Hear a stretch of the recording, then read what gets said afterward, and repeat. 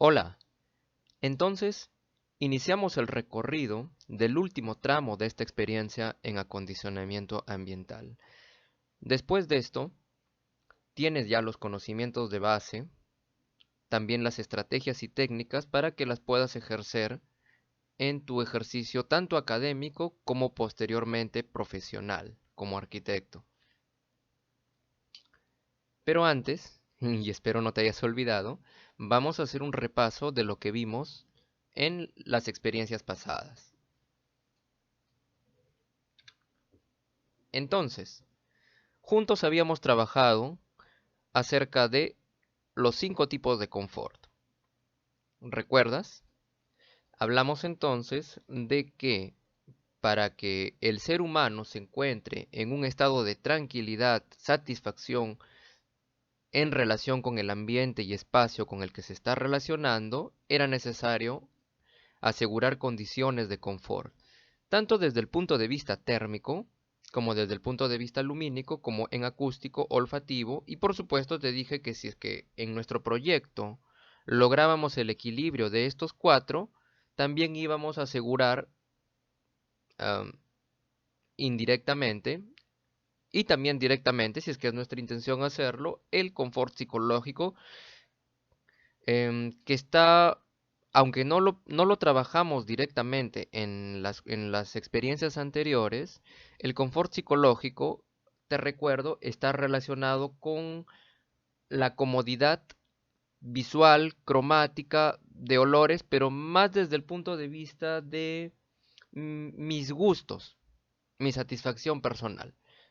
Mientras que lo térmico está relacionado con la temperatura y la humedad, lo lumínico con la facilidad que yo tengo para poder desarrollar una actividad, puede ser lectura, cocina, trabajo, aseo.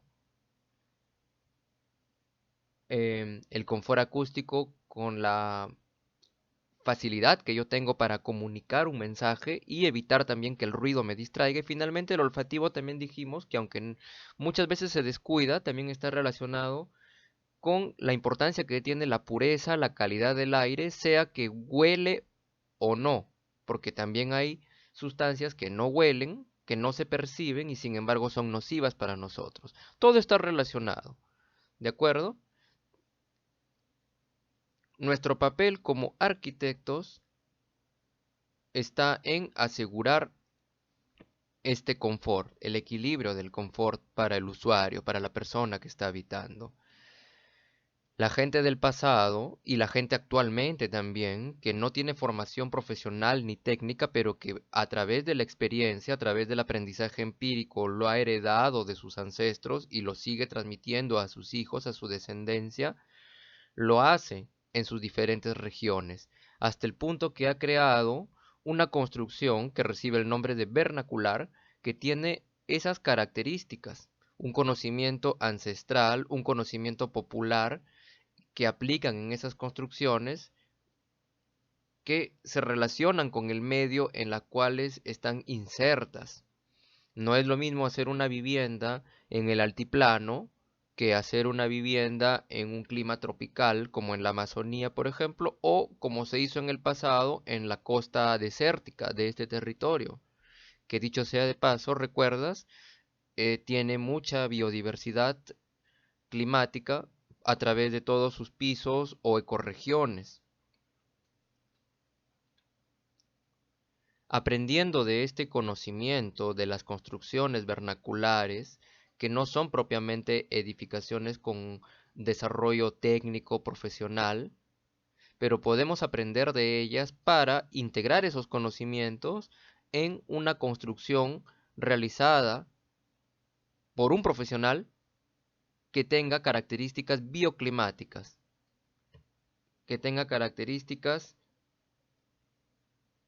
am, afines a la arquitectura bioclimática. Estas edificaciones aprovechan las condiciones medioambientales en beneficio de las necesidades de las personas que las van a ocupar.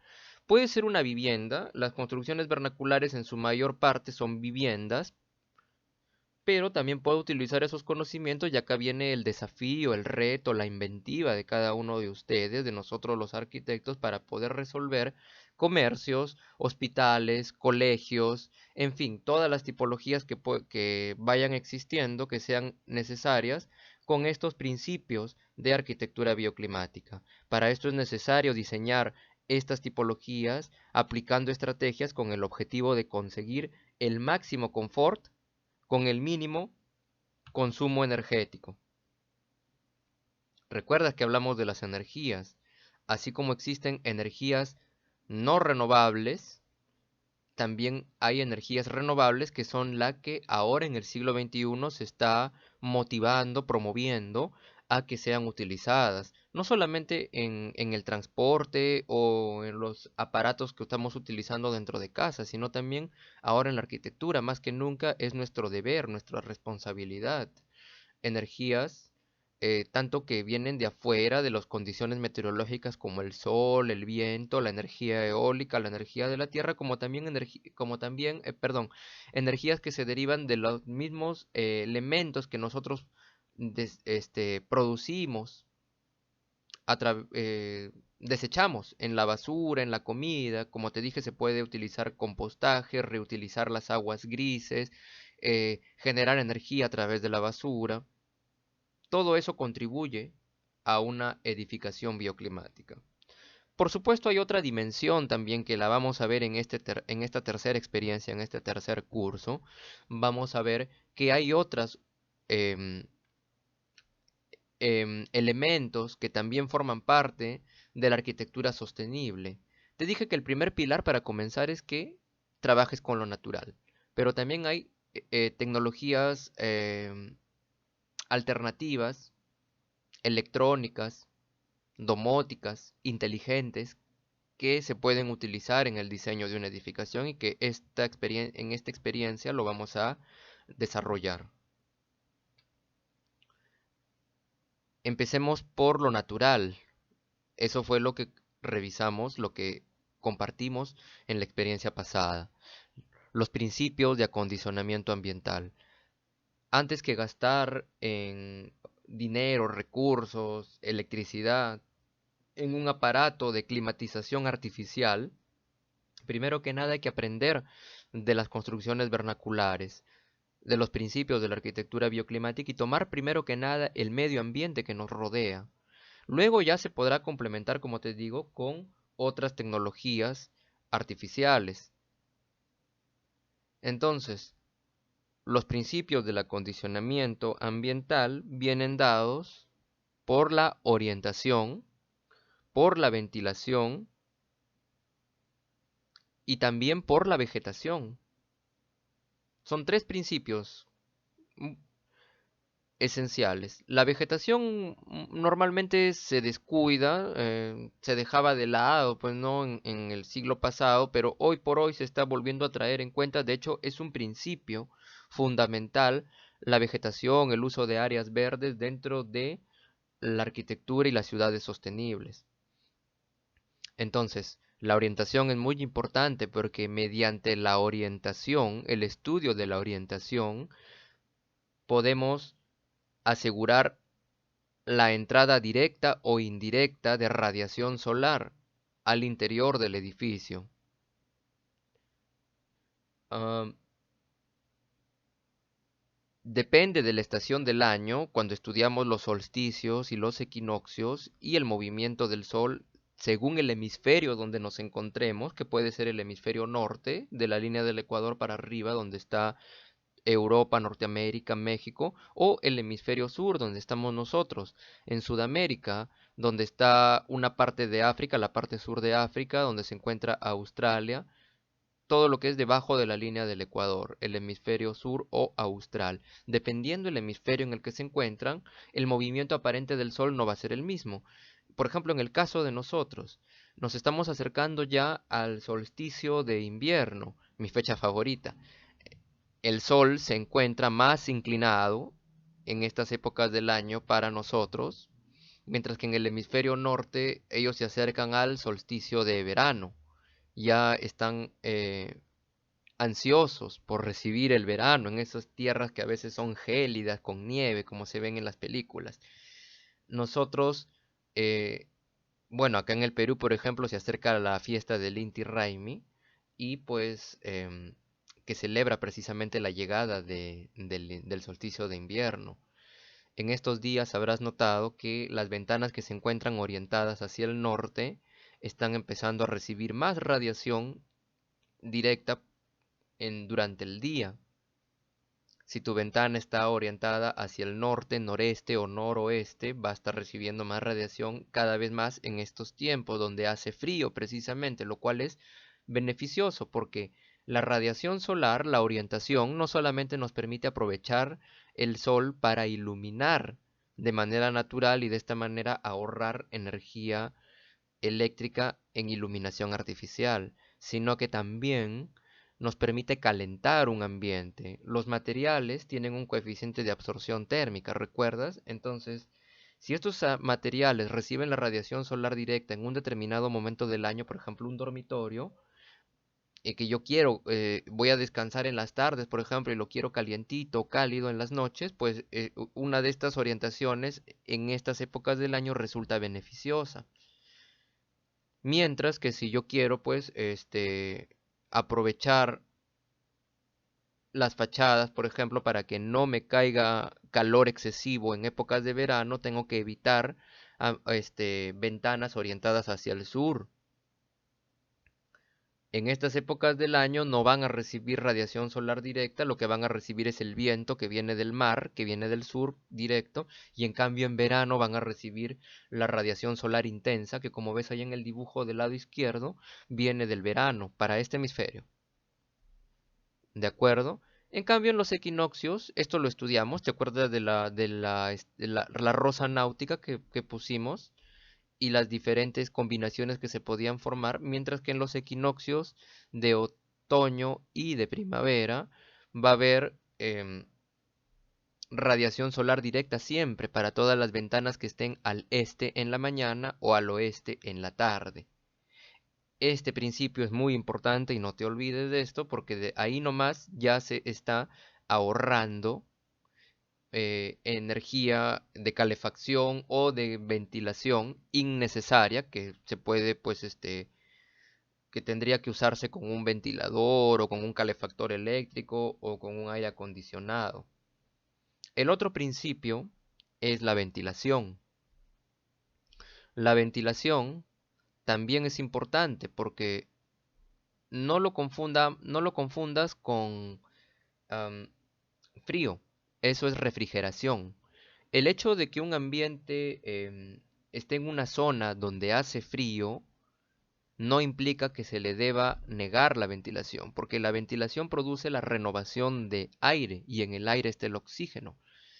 También al haber una renovación constante de aire hay circulación o cambio de sustancias nocivas que pueden estar dentro de un ambiente, que es parte del confort olfativo, como por ejemplo sustancias que huelen feo o que son químicas, por ejemplo un taller que están trabajando con solventes o gasolina, o sustancias que incluso no huelen, como el éter, por ejemplo, que puede ser nocivo, o sustancias orgánicas como restos de piel o ciertos ácaros o u organismos microscópicos que están en el ambiente. Entonces, la ventilación es importante tanto para la respiración, la oxigenación, como también para la purificación de sustancias dentro de un espacio. Esto es importante. ¿Te acuerdas? Lo ideal es que en un ambiente, en una edificación, haya ventilación cruzada. A veces no se puede dar la ventilación cruzada como nosotros quisiéramos y existen otras soluciones como la que tú ves ahí en la imagen derecha, en la cual se puede crear una ventilación no necesariamente cruzada, pero sí hay dos vanos que favorecen el recorrido del aire al interior. Si es que no se puede de esa manera, en lugar de un gran ventanal se pueden crear dos ventanales de tal manera que se favorezca la succión del aire en el interior a través de estas dos aberturas. O también podemos hacer una en la parte cenital si el techo nos lo permite para crear un efecto chimenea. ¿Recuerdas? Lo ideal es que siempre que se fuerce la ventilación cruzada. Si es que no es posible, por lo menos las puertas del ambiente deberían tener una ventanita en la parte superior de la hoja de la puerta, que lo ideal es que sea otra, que tenga pues persianas, por ejemplo. Algo que se recomienda de esta forma. ¿Viste? Ahora, las fachadas, si es que se orientan hacia la parte que recibe el viento directamente, reciben el nombre de barlovento. Es donde reciben directamente, como si te cayera de un ventilador el aire hacia el rostro, la corriente de aire. Mientras que por donde salen, por donde no reciben directamente, se llaman sotavento. ¿Recuerdas? Estos principios son importantes y hay un tercero que no lo he puesto en una imagen, pero también te lo recuerdo, que es la vegetación, el uso de la vegetación. Hoy en día se está aprovechando más esto de la intensificación de áreas verdes porque se ha demostrado ya desde el siglo pasado que las plantas también aportan beneficiosamente en el diseño bioclimático. No solamente por embellecer el ambiente, por ser psicológicamente estimulantes y agradables, sino también porque tienen esas propiedades de atrapar impurezas, de atrapar corrientes nocivas de aire en temporadas frías que se puede resfriar una persona, em, favorecer la termorregulación no solamente en la casa, sino también a nivel de ciudad, funcionar como barrera acústica, ¿te das cuenta? La vegetación también es un principio y muchas veces se niega esto o se negaba en el pasado eh, al descuidar que dentro de nosotros hay vegetación nativa propia que se puede utilizar a nuestro favor y de paso ahorrar recursos, como por ejemplo en climas desérticos como el nuestro, los árboles de desierto o las plantas xerófilas que no requieren de mucha agua, que son propias de este contexto, los cactus, el aloe vera, la sansevieria, entre otras, en lugar de importar especies que se podrían aclimatar aquí, pero que requieren mucho trabajo. ¿Te das cuenta? Entonces, el arquitecto tiene que tener estos tres principios siempre al momento de partir en el diseño de su edificación. Esto se traduce en calefacción y refrigeración. Como te dije, estos tres principios se van a reflejar en que van a, dependiendo si la casa lo necesita, en temporadas frías le van a favorecer a su calefacción y si es en temporadas cálidas o calurosas, calurosas más que todo, porque el cálido es como tibio, pero ya calurosas va a ser necesaria la refrigeración. Para eso sirven estos principios, estos tres principios de acondicionamiento ambiental que debemos tener. Hasta aquí nada de tecnología artificial. Hasta aquí todo es natural, con la misma con el mismo movimiento del viento, con la misma orientación de la casa, el mismo cultivo de las especies vegetales. Hasta aquí se ahorra y se contribuye bastante al acondicionamiento ambiental y por lo tanto al confort de la persona, del usuario. Ahora, existen sistemas de protección porque también a veces te dije que la orientación no siempre es favorable como nosotros quisiéramos. A veces el predio, el lote ya nos tocó en una orientación desfavorable, lo cual no nos permite desarrollar como quisiéramos el programa arquitectónico. Por lo tanto, tenemos recursos para asegurar que en algunas temporadas no va a haber exceso de radiación solar directa. No te olvides, controlo la radiación solar directa, estoy asegurando que no haya deslumbramiento, evito el deslumbramiento y evito el calor excesivo a través de manchas solares.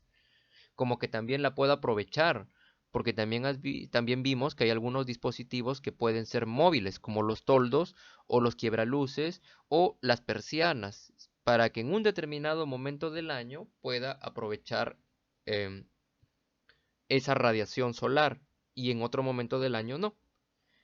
Entonces, este método fue sencillísimo, espero que no te lo hayas olvidado. Recuerda, lo hicimos en CAT, ¿te acuerdas? Con la ayuda del programa Geosol, que es muy elemental, muy útil. Nos permite, conociendo las coordenadas, colocando las coordenadas, determinar los ángulos, tanto de altitud como azimutales. Al conocer esos ángulos, puedo yo establecer, de acuerdo a las horas que quiero proteger dentro de mi edificación.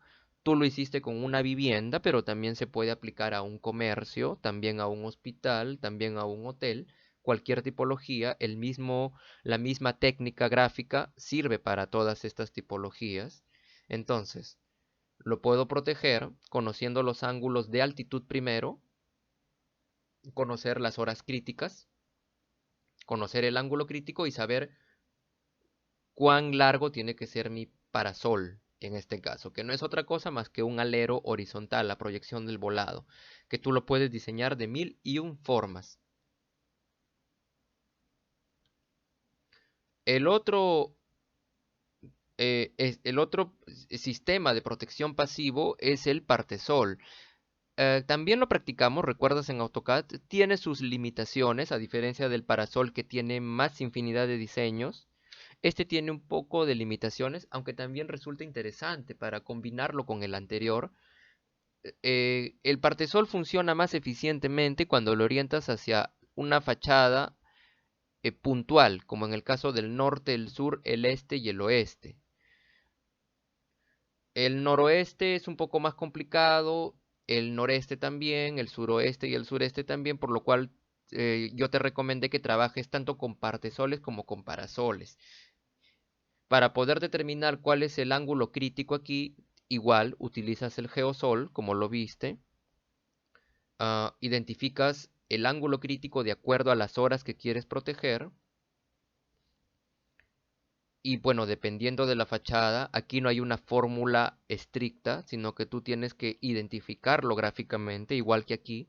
Estos son recomendaciones generales, nada más esquemáticas, pero te aconsejo que siempre lo dibujes, pues hasta que lo puedas identificar. Por ejemplo, en las fachadas este y oeste, los partesoles salen más largos, mientras más temprano es, con lo cual no es recomendable un partesol para proteger un vano este u oeste en la mañana. En cambio, para proteger en el norte y en el sur, los partesoles funcionan mejor. ¿Te das cuenta?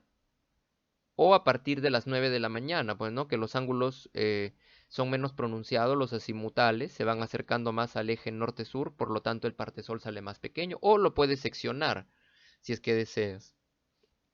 Ya esas combinaciones, espero no te hayas olvidado, se pueden dar a través de porches, toldos, galerías, quiebrasoles, celosías, partesoles seccionados, las famosas repisas solares, ¿recuerdas? Que pueden aprovechar, además de proteger como si fuera una gorrita, también aprovechan una visera, aprovechan eh, la luz para recrear iluminación indirecta al interior del recinto. Lo importante es que tengas estos conocimientos, no los hayas olvidado y los tengas presentes en tus diseños, porque la idea es integrar el acondicionamiento ambiental en la arquitectura bioclimática no debe ser un impedimento, al contrario, debe ser una oportunidad para que tus ideas de arquitectura contemporánea, posmoderna y moderna que estás utilizando, tus criterios, tus principios de creatividad, las influencias que hayas tenido de algún arquitecto famoso o de alguna corriente de pensamiento, las apliques. No se niega la modernidad, pero que también tengas presente el medio ambiente. Mira, tradicionalmente se consideraba el triángulo de Vitruvio, siempre nos han enseñado eso, ¿verdad? En los talleres de diseño. El triángulo de Vitruvio entre el utilitas, el venustas y el firmitas, o sea, la utilidad, la funcionalidad del ambiente, del recinto, perdón, del edificio, la firmeza de la estructura en firmitas, la solidez de la estructura, la resistencia de la estructura y finalmente la expresividad o la belleza, ¿no? A veces eh, cayendo en la alegoría o el ornamento. Pero la parte ambiental también forma parte de una dimensión que ahora ese triángulo de Vitruvio lo ha convertido en un tetraedro tridimensional donde aparece una cuarta eh, dimensión que es la sostenibilidad, lo ambiental. Mira, esos ejemplos que están ahí son de viviendas modernas, actuales, ¿recuerdas? Que las vimos, una dependiendo que responden a su propio clima, una en Ushuaia, en Argentina, en un clima de tundra, de vientos muy intensos y de em, mucho frío, por lo que ahí nomás se ven las cordilleras, ¿no? La cordillera andina al fondo, la nieve, el clima es seco precisamente, pero no porque esté cerca del desierto, sino porque está hacia el sur. Y esa vivienda trabaja como un invernadero, mira, tiene paneles fotovoltaicos para aprovechar el sol, porque ahí sí hay cielo despejado, aprovecha el sol, pero a la vez protege la casa con un envolvente y tiene un generador eólico también, para aprovechar los fuertes vientos que se generan en ese lugar. Proteges la casa de las corrientes directas y a la vez generas calor para el interior del espacio. En cambio, en el otro lado tenemos a la prefectura de Fukuoka, donde están utilizando vegetación en el edificio, un edificio aterrazado, ahí tiene los ventanales propios de la arquitectura moderna, mira la fachada corrida, la pantalla cristalada, un edificio de altura y terrazas ajardinadas que se integran a un parque que no se ve en la fotografía, pero que ahí está, inmediatamente cerca del edificio. A eso me refiero con integración. Integración no solamente en cuanto a forma, porque muchos dicen, no, la arquitectura se tiene que integrar al contexto, pero se queda solamente en el tema de los materiales. Pero recuerda también integrarlo a través de em, lo que está dentro del edificio, lo que va a vivir esa persona lo que va a sentir esa persona que lo va a ocupar, que lo va a habitar, este confort.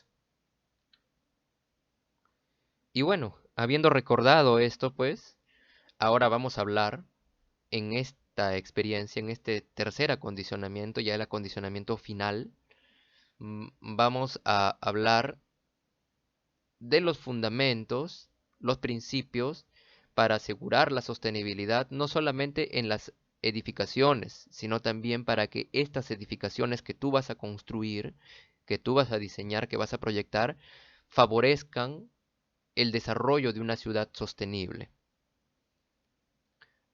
En esencia, son cuatro pilares: proliferación y promoción de áreas verdes, que hayan más áreas verdes, el rendimiento energético, evitar las energías no renovables y aprovechar el uso de energías renovables a través de sistemas que ya no son tan convencionales porque ya el mercado los ha difundido desde que empezó el siglo XXI. Me refiero a los paneles fotovoltaicos, los generadores eólicos, los atomizadores de agua, los temporizadores, perdón, la reutilización de aguas grises, eso lo vamos a ver más adelante, el uso de sistemas constructivos em, respetuosos con el medio ambiente, por supuesto el transporte eficiente.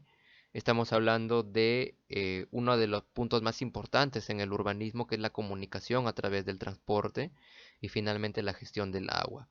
Hoy por hoy un recurso tan importante que en muchos lugares está escaseando y se ha tenido que tomar conciencia precisamente de la conservación de este. Muy bien, nos vamos a quedar aquí entonces con esta sesión de repaso y como un tráiler para lo que viene en la siguiente clase.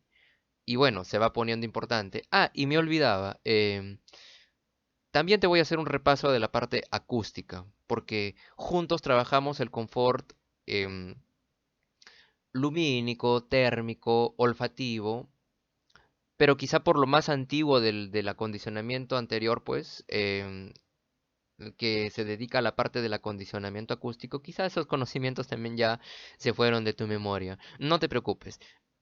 Vamos a hacer también un repaso del confort acústico a través de principios, estrategias y técnicas para facilitar la comunicación y evitar el ruido en una edificación.